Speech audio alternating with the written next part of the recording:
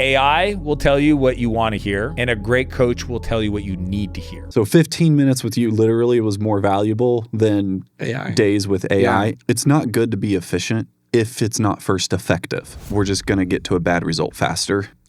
You know? That's funny.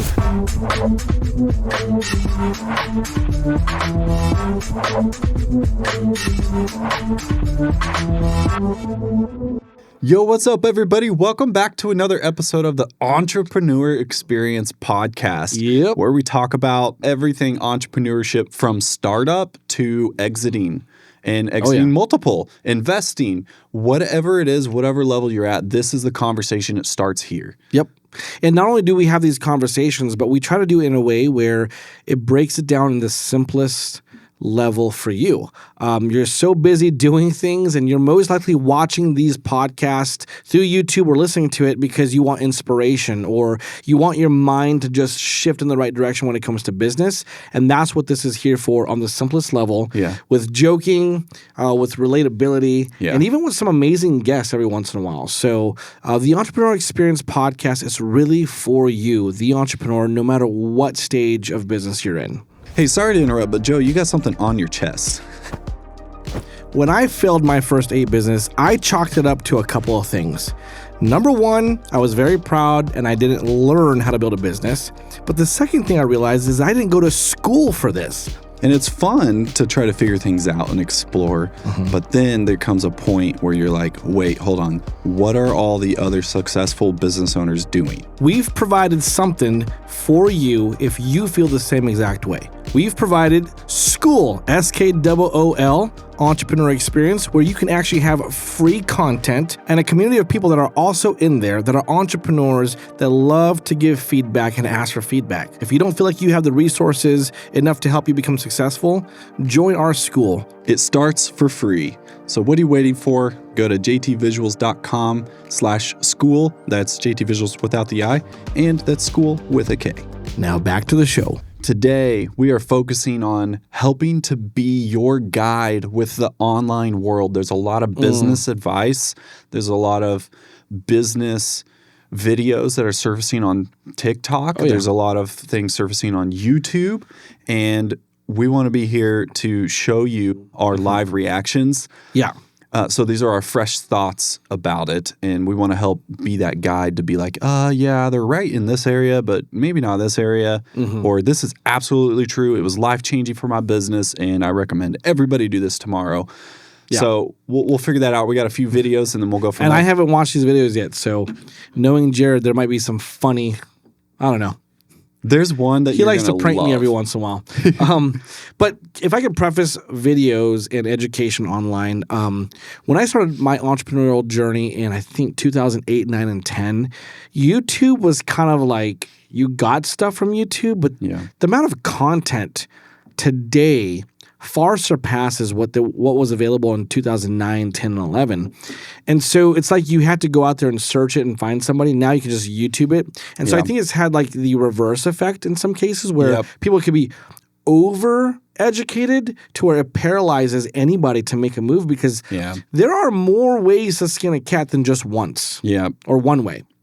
So I'm actually pretty interested in watching these videos and giving you my take on it. And another thing, not just the YouTube world, but the AI world too. And that actually segues into the first video that I want to show you, Joe. Okay. This one I watched today, and I was like, I have to show Joe this video. Okay, let's do it. So this is Dan Martell. Oh, Dan Martell, I like that guy.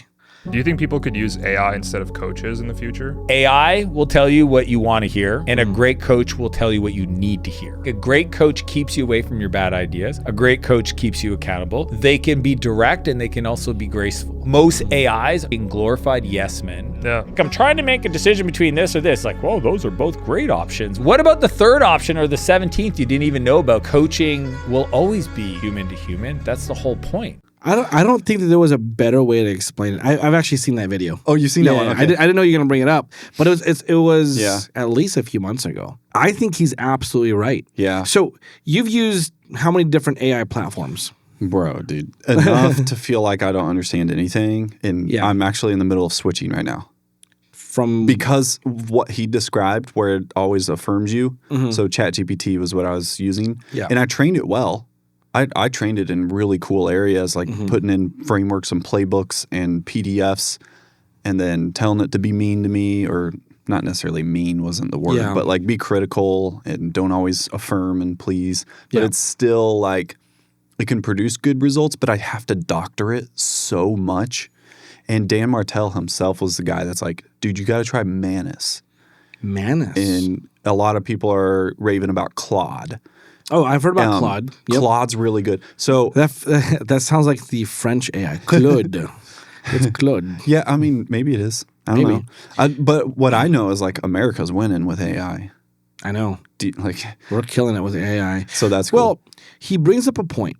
AI, or at least ChatGPT, right? I think he's alluding to ChatGPT and maybe some of the earlier AI for platforms. Sure Chat, yeah. But for sure Chat, they're meant to affirm you.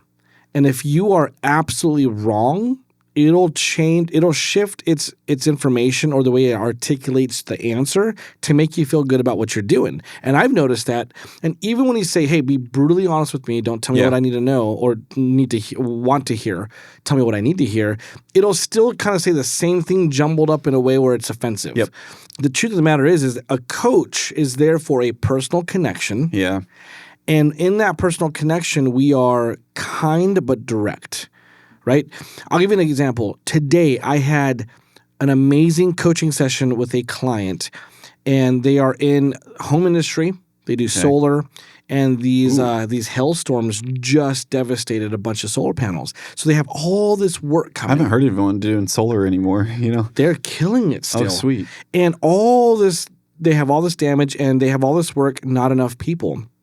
Well, they were asking AI, what do I do here, here, here? And AI was like, well, hire this, go to a temp agency, do this, do that. And as we were talking, I discovered through just asking them questions that they have a small team in a different city here in Missouri that doesn't have enough work because the sales guy quit. I'm like, what if we just asked them to come for every week, put them in a hotel, they go back to their house over the weekends for the next 3 weeks? They're like, oh, shoot. I didn't even think about that. And they love to travel here, right? 17th, 18th option. So I think what he's saying is right. AI will give you enough, but it won't challenge you the way a coach will. And it's super efficient. But I've been wrestling with this saying a lot is it's not good to be efficient if it's not first effective. So on AI, it's a good example, especially when it pleases you all the time. It's a good example of we're just going to get to a bad result faster. You know? That's funny. Yeah. And then you move on to another thing, and then you're just moving. But I can relate to this 1,000%. I don't know why I broke the threshold. I know. Because 100% is 100% is 100, right? Right? Yeah. If you're 101, why not 102? True. I don't know. Okay, anyways. But theologically, there's nothing more than 100%. Unless it's like growth on an investment, I guess. True. All right. So before we forget what we're going to talk about. Well, I had this exact experience. And I was talking to ChatGPT. I love on ChatGPT, I like it because you can do the voice feature, and I was doing it on the way home, driving. I was doing calculations with it about pricing. I want to include this. And I want to make sure everything is covered. That way I can scale like crazy for every client that I have. Yeah. And it had good intentions. Right. But it started like snowballing the price into something real crazy, which isn't unattainable. And maybe I can be there someday. Maybe I could have been there then. But with where I was, I needed to get real. And I wanted to make sure I could serve people real well and still be profitable. Yep. And find out where that number lies. And then our scalability is by doing more episodes or more peripheral things like school.com and like scaling with courses and stuff. So I did this conversation with ChatGPT and found some things, but then I ran it by you with what is it called? The Blitz or it was like a 15-minute call. Oh, a pit stop. A pit stop. Yep. I did a 15-minute pit stop over this thing that I've been wrestling with for days. And we came to a really good realization that like I was definitely like pricing things differently, and there's some things that I wasn't considering. I was making it linear when actually like maybe that's, I think what it was like, those are fixed expenses. Those are things that shouldn't necessarily be included in this part. We just did that on the whiteboard too. Like we did it on the whiteboard. Yeah. It was like 15 minutes, and then, no joke, I called someone and followed up with them about, because they were considering joining us, and that person ended up saying yes like a week later. Sweet. From that conversation. That's so cool. Instant like new client growth, and then so this is a real situation. So 15 minutes with you literally was more valuable than AI. days with AI, and I like to think that I'm really smart with AI. So. Yeah. Well, so don't get me wrong. I don't think anybody is, anyways. But AI is an amazing tool. Yeah. I think you need to know when you need to ask AI for certain information and when you need to approach an emotional mentor, coach, right? And I like both now. Exactly. I think you have to leverage both. Yeah. Because as a business coach myself, I still leverage AI for certain answers for my clients. You know, there are times where there's a P&L, it's poorly done, and I have a private version of an AI thing that the information isn't public, so I put it in there, and it tells me what I need to look at, what are some patterns of numbers and things like that. So it gives me a guide on how to lead a conversation about somebody's P&Ls. Yeah. But it's not. It just tells me what is in there. It doesn't. Yeah. It can't tell me how to approach things on any other level other than black and white. Yeah. And as we all know, entrepreneurs, nothing is ever black and white at times. There are unless a lot you put of a black variables. and white filter. Oh, you could do that. You could do that. Then it's black But and it's white. really Sorry. color with the filter. All right, next video. Okay. I don't remember what these are, so. Every millionaire or billionaire that I know, when I text them, they immediately text me back, no matter what. Like, I got a guy that I know is like worth like billions. And if I FaceTime him right now, I guarantee he'll answer a call. And actually, you know what? Let's call him. Well, that's the School of Hard Knocks guy. Yeah. That's what this is the School of Hard Knocks podcast. So I'm in a podcast. You know this guy, right? You're the guy that goes around and says, hey. Yes, sir. How are you, sir? How many employees do you have, Frank? At this point, who even knows? We're well over 20,000, I think. Wow. Yeah. Incredible. 20,000 employees and he can answer a FaceTime. That's crazy. Well, I could chalk it up to just freedom of time. I also bet that guy who's connected with them has also brought them value. Yeah, that's what I was just thinking too. To make them want to answer a phone call or FaceTime. You know what I mean? Yeah. But and damn, the point in cool. there, though, is like communication and like being there to help people, like flipping that perspective of I'm not here to just gain. I'm here to give and give value and help people, because when I help people, I think it was Dan Martell that said something like, if you actually ask for advice from someone, it can lead to a sale versus the opposite in trying to give advice. Yeah. Well, I've seen people lose so many sales because they're trying to be the smartest person between the two people. If I want to sell you on something, I want you to talk more. I want you to be more of the expert. I want you to feel like you expertly chose to buy my services or product. And so, yeah. I often ask questions like, well, what are your thoughts on da-da-da-da-da-da-da? Da-da-da-da-da-da. Yeah, da-da-da-da-da-da. All right, here's another one. What was your best investment? Oh, that's not Dan Marrying Martell. you. Okay, That's real talk. I would sell everything else. that's beautiful. But it's true.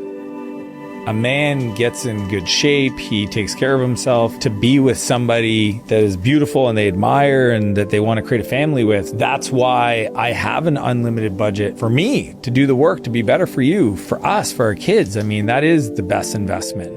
I don't care about everything else. Point of that one, though, is like we had our podcast with Our wives. on here, and just having someone who is supportive in one way or the other makes a world of a difference. I don't know what the opposite is, actually, But I would have answered just like Dan, and Rose would have responded like that too. Probably like, oh, shh. And I'm like, no, but for real. Because if I'm fighting at home with this resistance and you're hating what I'm doing, then it's going to bleed into the business and destroy it. Yes, I've seen it. And I've even experienced it, in several different seasons of our life where my wife and I are not on the same page. However, overall, the best investment I made was my wife, and still is my wife. Alex Hormozy's he wrote a post, and I'm paraphrasing it, but I saw it. He's like, the largest investment when it comes to your business success is the person that you decide to marry. Oh, wow. Because they can either support you or bring you down. Yeah. They can either create an environment that becomes peaceful for you to be able to work and to gain and to succeed, or they can create a hostile environment. Now, I'm paraphrasing this, so don't go quoting me and saying he didn't say that. I'm also adding my own understanding in there. Yeah. But that's the truth. Like, your spouse, your lifetime partner, because that's what they are, right? Yeah. Has the ability to really lift you up or bring you down, whether it's physically, with just words, emotionally, all that stuff. And so the partner that you have is the largest investment you'll ever make. And that investment will either make you successful or unsuccessful. And how do you feel about that? And in what area do you want to be successful? Yeah. Like, what does that really look like? We ask that on the show a lot. It's like, what does success look like? And I believe that's important to establish that from the get-go. Yeah. Which you do. Like, in your first initial coaching sessions, it's usually about, I mean, correct me if I'm wrong, but it's about setting your personal goals. Yeah. And making sure your business can be the vehicle that gets you there. Exactly. And you can't have it any other way, or else your business will dictate your life. And I've been there too, where my business kind of made all the decisions for me, and it affected the way I came home for my kids and for my wife. It was actually very, very important. It's important that, especially as male entrepreneurs, we look at that family investment higher than just having a business. I feel like those who like have a family and a solid family are more trustworthy. Yeah. You get that? Like especially for men, like if there was someone who was single and maybe he's one of those people that are the high D on the disc assessment, and they're like maybe borderline of like the toxic masculinity messaging that goes around or whatever. Like they're harder to trust, especially because it's like, dude, you put all of your success into your vanity things. Yeah. I think both genders deal with that on a different level. Like you have the male that's so egotistical, right? And then there are some females out there that try to overcompensate with masculine energy that it comes off very unattractive, and it's like, I don't want to deal with you. Not that you can't have masculine energy. I can't even believe I'm talking like this, but still, you know, the masculine type of things, and if males overcompensate with feminine traits and vice versa, it almost feels to the person watching unnatural, and that alone almost feels untrustworthy. Yep, it's cringe. At least that's the way I see it. Yeah, now if I know that naturally that's how you are, that's different, and that takes relationship building. But when I see people overcompensating both genders, it's really hard to trust that. Here, at least here in the Midwest, like we're less transactional and more relational than transactional. I've noticed that. And so I connect so well with people when they realize that I have kids. And then they're like, well, how old are they? And blah, blah. And they can relate. And then they see that I'm trustworthy through that just because we're good Christian family. How long have you been married for? 11 years. That's solid. In April. Oh, congratulations. So, for us, it'll be 19 years in May. Oh, okay. Yeah. But even length. Wow, dude. Even length. What's your secret? Get married early. No, it's not. We did. We got married at 18. But what's your secret of marriage? Oh, staying together? Yeah. Well, you have to decide early on that it truly is for better or for worse. Because you will have both moments. You will have the for better moments, and you will definitely be tested with the for worse moments. I feel like those vows get forgotten. They do. And I mean, I'm not perfect either. There have been moments where our marriage has been so rocky. Yeah. We've both made mention towards that and felt guilty afterwards, obviously. Yeah. But it's the determination to stick with it because like Dan Martell said, it's the largest investment that you're going to make. Like I see so many marriages destroyed and the business will be destroyed as a result. You have to give 50% away to this person, 50% away to that person. Now we're fighting over assets and those assets – they disappear. So it's worth, in most cases, to stick through it and make it work. Yeah. Now, if there's extreme things going on, like getting beat or death, fear for your life, that's a different story. It's different. I'm not preaching that. But, dude, married couples, and I'm talking to myself, we fight over the stupidest things sometimes. And you look back, you're like, that was just the stupidest thing to fight about and to talk about divorce. And we have 5 kids, and we have 4.5, 5 businesses. Like, what are we doing? My biggest argument that I get in trouble with is because I overanalyze and don't say a word.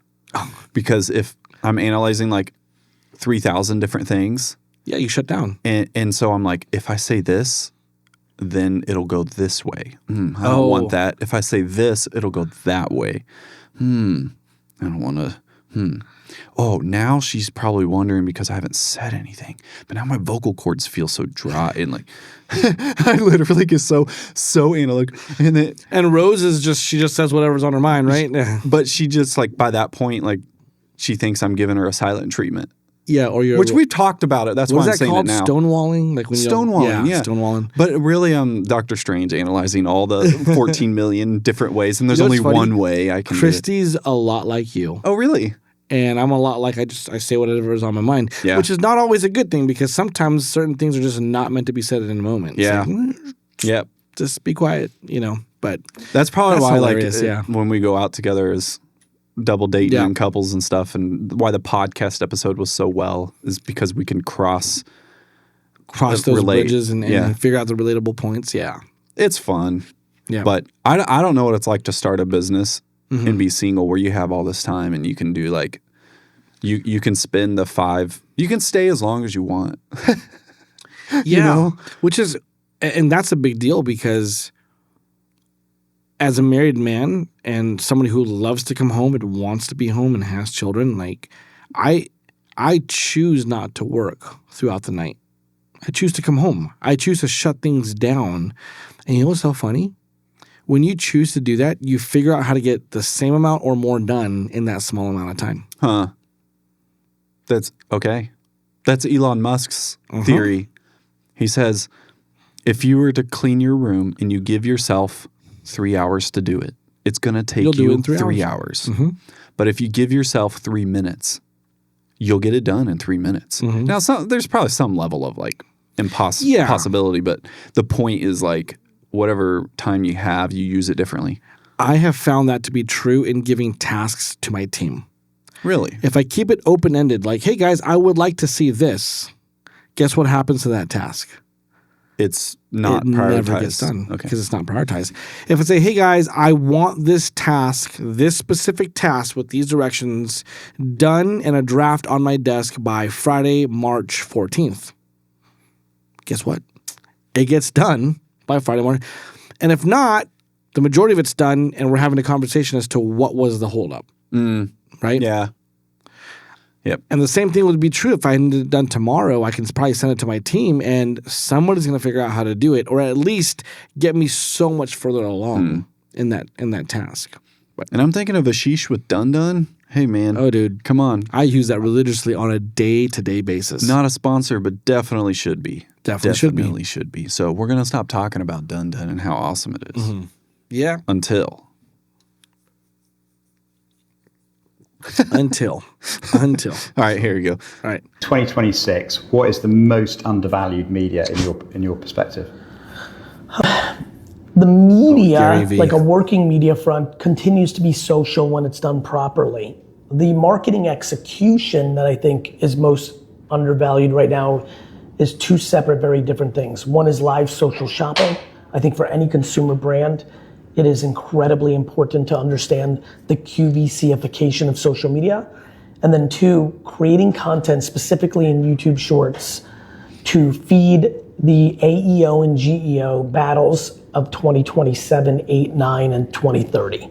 The content you make today in social is feeding the AEO and GEO results of AI results in the future, and that investment is profoundly important. And I'm specifically focused on Shorts because I think Gemini will 100% be one of the winners. I think AI result queries will look more like social media than like Google search. I think you're gonna have ChatGPT. I think Gemini will be there. I think Meta will be there. Inevitably, 1 or 2 other people will be there. Anthropic, so I think it's gonna look more like social, right? We have 7 or 8 platforms. I think we'll have 4 to 5 real players in AI results, and the content you're producing in social right now is going to feed that, and I cannot push people harder to understand how important that investment to social media creative production is. I thought that was interesting for we're in the future investment. Every piece of content we make is an investment of being discoverable in the future. Mm-hmm. Yeah. Gemini, being connected with Google, it's YouTube Shorts. It transcribes everything automatically on the backside anyways. Yeah. And every YouTube long form too has transcripts. Really? And so when someone is looking up business coaches of Kansas City, even if you don't have thousands of views on your video, I'll probably find my video. It's still helping serve the algorithms of the AI. What is the AEO? That's AI engine optimization. GEO is generative engine optimization. Because technically AI is it's been around a long time, but the kind we talk Siri about is AI. Yeah, it is. Well, it's a form of AI. Yeah, right? it always was, and now it's more like when we say AI today, we're all talking about generative AI, meaning it'll generate actual. It'll do things like write a message, rather than just crawl and feed you research. Yeah. Well, I like Gary Vee overall. Number one, he knows what he's talking about. I mean, I started watching some of his early videos where he's selling wine on YouTube. Dude, yeah. Remember he used to sell wine? Dude. And geez, the you evolution. Watched it since then? No, I didn't watch it since then, but I've seen some older videos. Oh, okay. Of that. And I don't think it's on his channel. I think he had a video where he showed one of his old videos. It was it's so smart. You go back and he a lot of people think that he was given overnight. this, but he took his dad's business. I think it was from $1 or $2 million into $30 million. It was big jumps. Yeah. And some of that was making that YouTube channel for wine. Yep. And then he made something called Wine Library. And that was a way that he created an experience. You talk about that all the time. You create a unique experience so that when someone buys your product, it makes them feel a certain way. Yeah. And his wine library was more of the scalable way of not staying brick and mortar. So his dad's shop was tied to brick and mortar. Right. And you had to wait for people to still want to show up to a brick and mortar. Yeah. Which I'm glad he did that because nobody likes to go into, well, I wouldn't say nobody because my daughters love to go to the store. They like to go There's to a place for both. There's a place for both. But I was joking with Azaria earlier. I was like, oh, I just got 2 notifications that 2 packages are about to be delivered to my and I'm like, my wife just bought new stuff. So, but if there's any voice you want to hear about really aggressive and common sense social media advertising or just content alone, Gary Vee is one of the top voices that I listen to.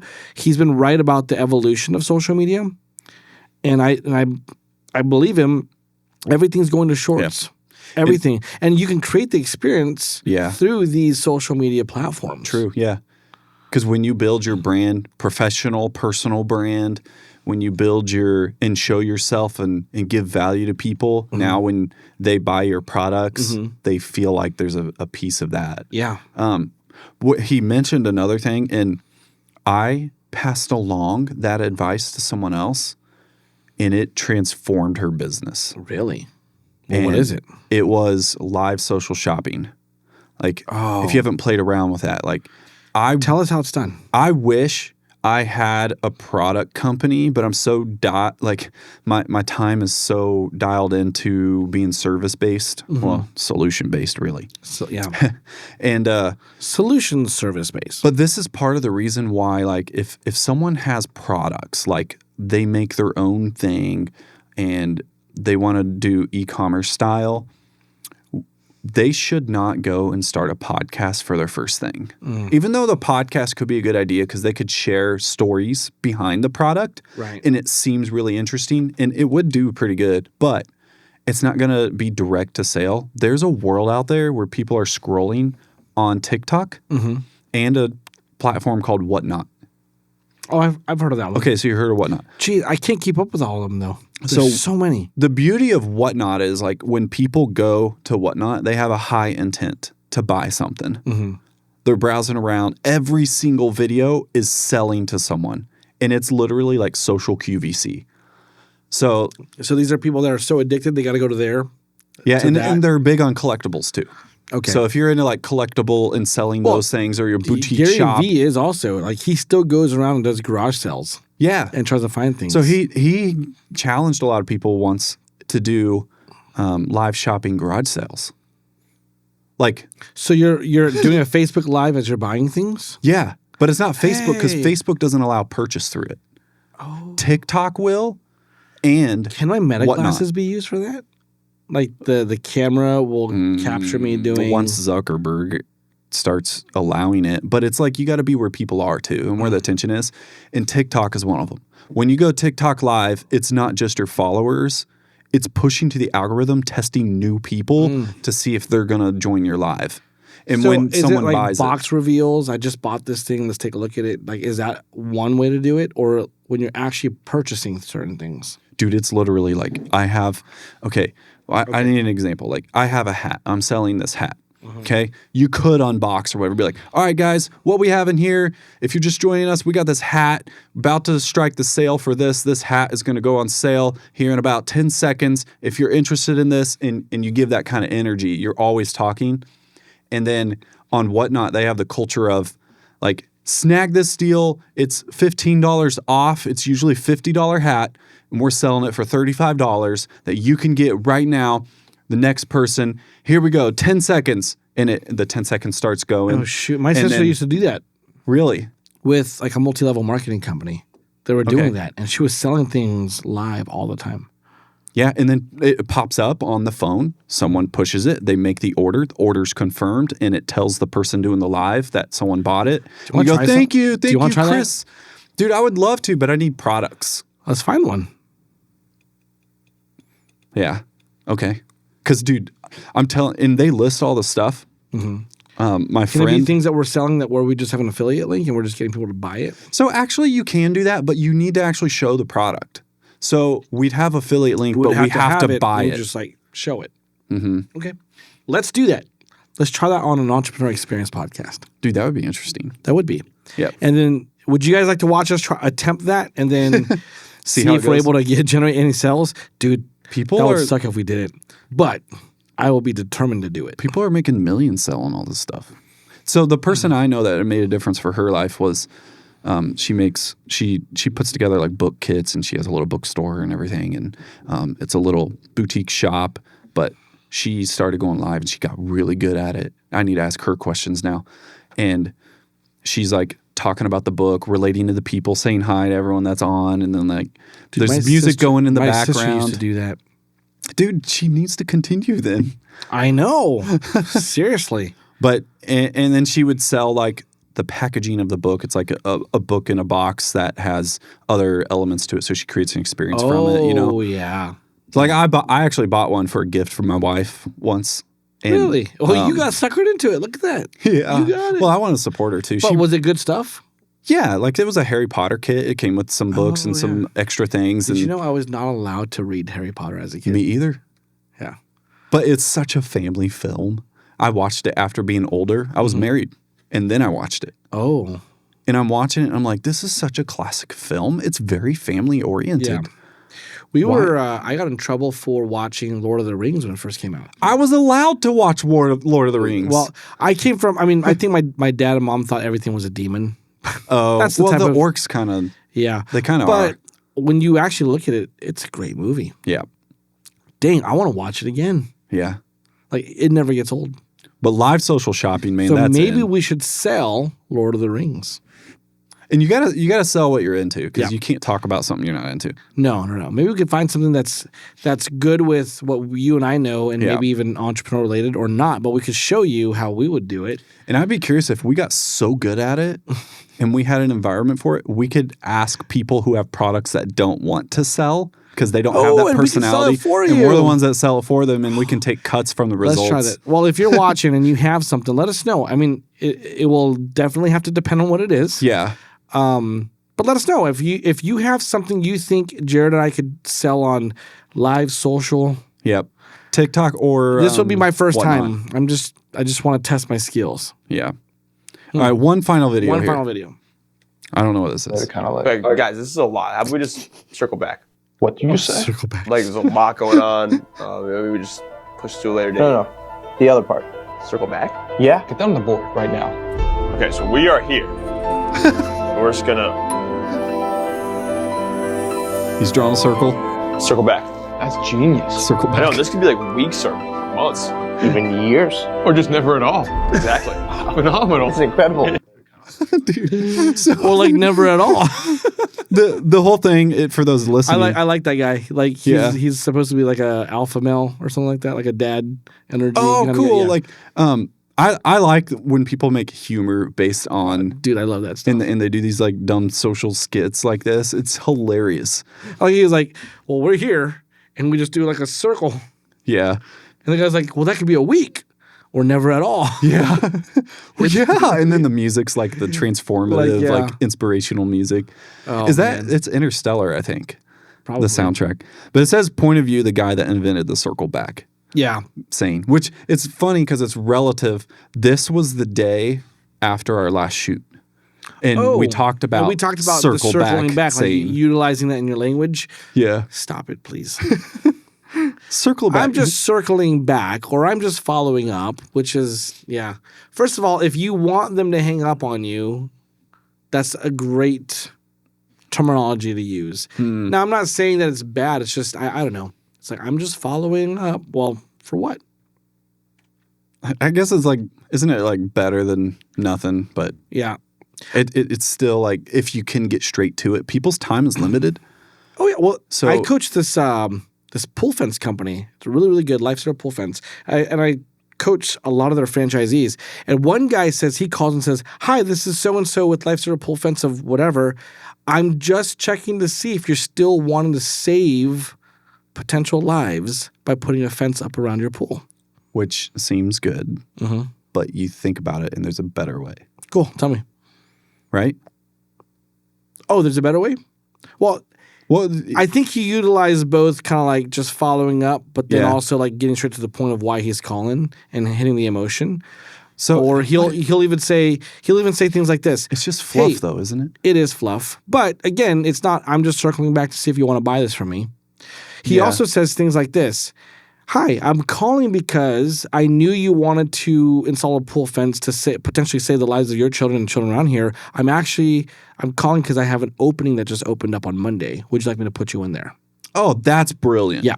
That's direct. So it is definitely better than the first one that's fluff, but that's Well, just the checking in part, but sometimes there's fluff with purpose. It depends on like how you're Yeah. trying to like. But I like the second part where it's like, Edge it. hey, I have an opening. We've talked. We had a conversation. You were concerned about your children drowning in your pool. I'm Way here to better. be your, yeah, exactly. Way better. Yeah, way, way, way better. So go straight to the point, you know. Yeah. And that takes practice and that takes learning.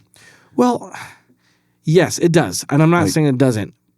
Where I find most people hesitating or hesitant is just feeling uncomfortable to get straight to the point and feeling like I'm coming across too aggressive. I see. Which I think people will appreciate that more than, hey, I'm just following up. Sometimes I get stumped by the quicker yes. I'm like, oh, shoot, I wasn't prepared for that. No, I didn't think you would say yes right there. Yeah. And then And then it's like, well, what's the next step? And I'm silent for a second. And I'm like, all right, let me get your contact info. That's or a like, JT move, right? Yeah. Cool. Let's get it on the calendar. And then they're like, all right. Yeah. And well, I'll be honest with you. Remember we talked about yes. that? Let me be honest with you. No.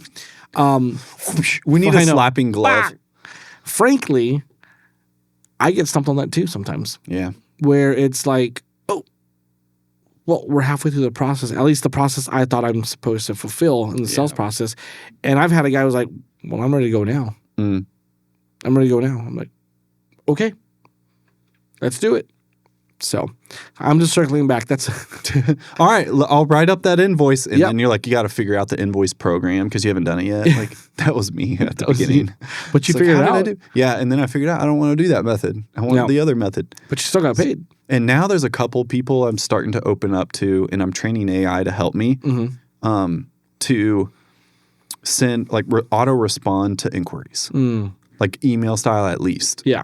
And on those determine sending a pricing sheet to people because usually that's what they're asking for. And then once they agree with it, then I'll send the invoice and whatnot. I like productizing things, but when I don't have the time to build it totally yet, that's my quicker way is to send the pricing and all right, circle what you need. All right, now I'll send the invoice and then we'll get you on the calendar. Yeah. Versus like setting up the whole automation of, all right, here's the link on the website for what you're looking for. And then they select what they need. And then it, like, I want that process, but I'm not there yet for a couple of things. Like one time podcast, we have someone. So really? We had someone say yes, and now I'm sending the invoice. And it's like they just wanted to record a podcast and be handed the video and then leave. It's like, okay, I like the fuller solution where we can do it routine, but they're actually both out-of-towners. Yeah, so they can't come in here all the time and do it. Yeah. And then they could do it as needed. And I gave them multiple options of like, how far do you want us to go? Just studio time? Do you want us to record it? Do you want us to edit it? Do you want us to make clips for social media? But we don't go as far as posting it for them. Right. Because that's our membership. Right. And posting it on YouTube. There's an add-on for thumbnail design though.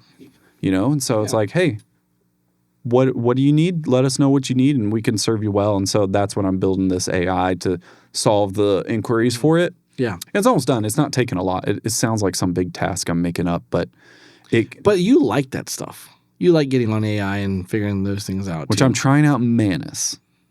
Okay. So Mantis if it works. or Manus? Manus. It's M-A-N-I-S. Manus. Manus. Because it can actually fulfill things. Like today, I said, this person said this. Can you write me an email response and attach the form? So you treat it just like an assistant. Oh, nice. And then it goes, all right, here's what it's looking for. You've connected your Gmail to it. So are you ready to send it? How's this look? Can you tweak this here? And it's just like having a executive assistant. And then, all right, go ahead and send it. So now I'm training it like when an inquiry comes in. How much is it? $20 a month to start. That's cool. Yeah. So I'm testing it to see how it does because Dan Martell rates it S tier. Above A. Because of the agentic, how it can do Manus. multiple Let me write stuff. that down on my phone. Manus. And right now it seems like it can play well with Go High Level automations. So when someone fills out a form, Go High Level automations. Okay. create a task in Manus to do this and fill it with this dynamic info and then email someone back, but first get verification from Jared through Telegram. Like it can do Telegram. Oh, wow. Okay. So it's literally like having an assistant. Use this AI. I put Manus. Yeah. I'm going to try it. Cool. But anyways, stay tuned, guys. I can keep you updated as well. I'm actually thinking about the whole social selling or whatever it is where you sell live. Yeah, the live shopping. I actually want to do that. Okay. I want to try it. I want to try that. But we got to come up with a product to do it. Yep. And then you may have to qualify first. So we'll have to see what those qualifications are. Okay. I believe as a business on TikTok, you can do it right away. As a personal, you have to have 1,000 subs first.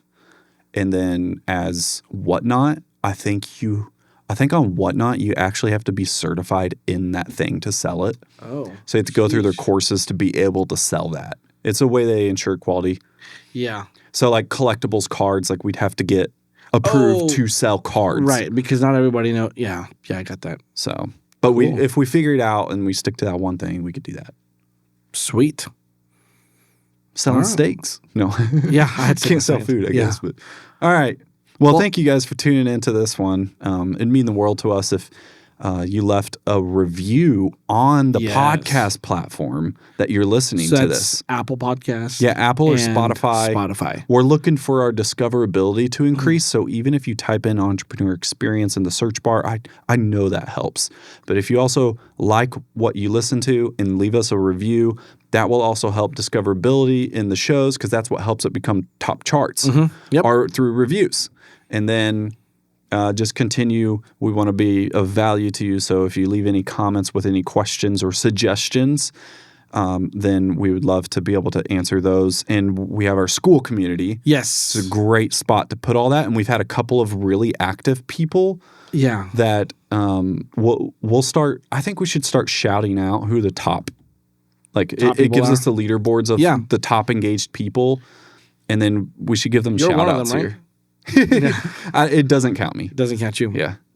Well, school is an amazing platform to just be a part of, whether you're coaching with somebody or you haven't even considered that because, frankly, you don't feel like you can afford the investment. But school is a free platform. Well, there's certain things for free. There's certain things you can invest in to get more of. But the free platform has so much material that can help you with your business. And on top of that, there's so many people in there that are entrepreneurs that could help and are even willing to make comments and help out with things. So if anything, just register for a school. Yep. And if you need a tutorial on something, we can make that into a course. And if you're the one that creates the idea, maybe we just grant you access to that course, as a way to say thank you for that idea to go very specific with that tutorial. So long as we actually make sales on it. Yeah, we have to make sales. So sweet. Well, I appreciate you being on. If you're on YouTube, like this video, subscribe, share it with somebody.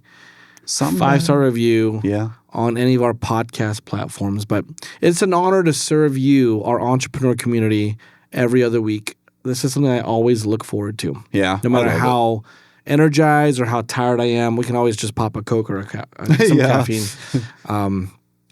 So yeah, thank you so much for joining us. Had a good time, and I can't get my mind off of selling. Oh yeah? I really want to find something to sell. All right, well, we're gonna have to do that. It sounds so fun. All right. Well, all right. Stay strong, y'all. And keep on keeping on.